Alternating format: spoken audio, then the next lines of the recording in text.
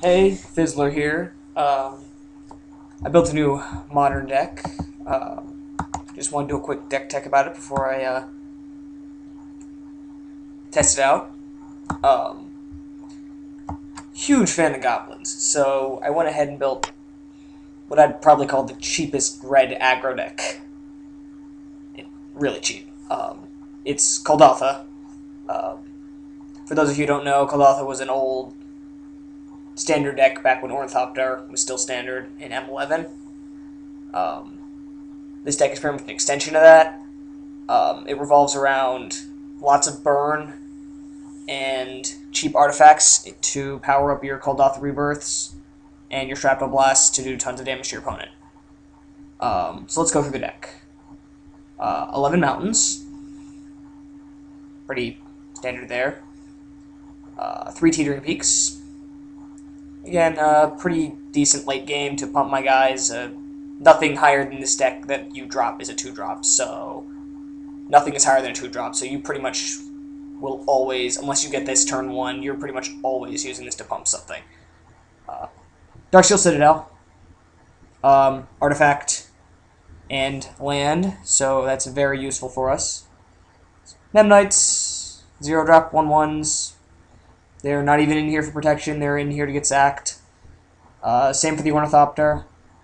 Signal Pest is actually not in here to get sacked, it's in here because of Battle Cry. Its Battle Cry is ridiculous in this deck, because you're pretty much swarming them with creatures. Devastating Summons, a 1-of. Like I said, you really don't need much land in this deck, so you can actually use this card. If you have like 5 land out and you draw Devastating Summons, you're like, okay, I can use this. I'll just pop all my land. Useful late game. Goblin Grenade. Every creature other than artifact creatures are goblins. Or every creature we're going to play other than artifact creatures are goblins, so this card's amazing. Kuldotha Rebirth, obvious. Sack a goblin, sack an artifact, get 3 goblin tokens. 4 lightning bolts.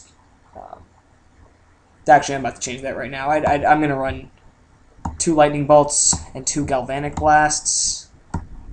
The reason being, with Galvanic Blast, you will almost always have Metalcraft, so it's almost always an instant 4 damage. Goblin Bushwhacker, again, comes in, pumps everyone, gives them all haste, swing for a ton. Goblin Guide, probably the best one-drop goblin in the modern format.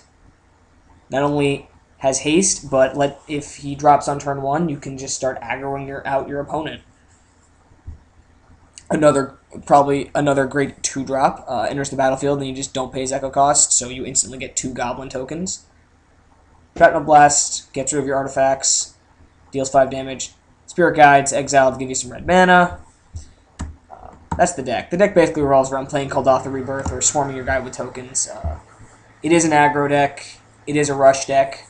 So if it gets into a late game, it will lose. That's why you play lots of burn. Let's go to sideboard.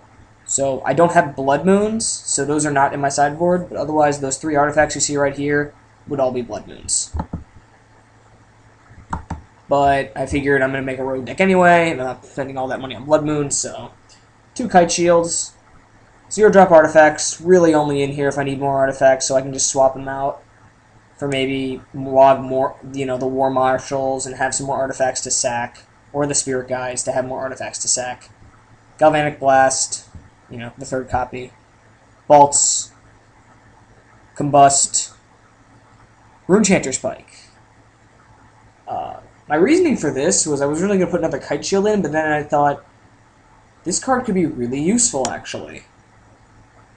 We're playing lots of instant sorceries. This can give us a late game, since we don't really have one. Tuck for in case someone, they play Pyroclasm, we can sideboard in Tuck. Flips over, becomes a 5, dies, becomes a 5/5, and we're cool. 2 more Spirit Guides. Lead Line of Punishment for Soul Sisters, which conveniently is the other deck I'm playing, so I obviously know what I need to sideboard against my own deck. So that's the deck tech. I'll show you some matches in a few.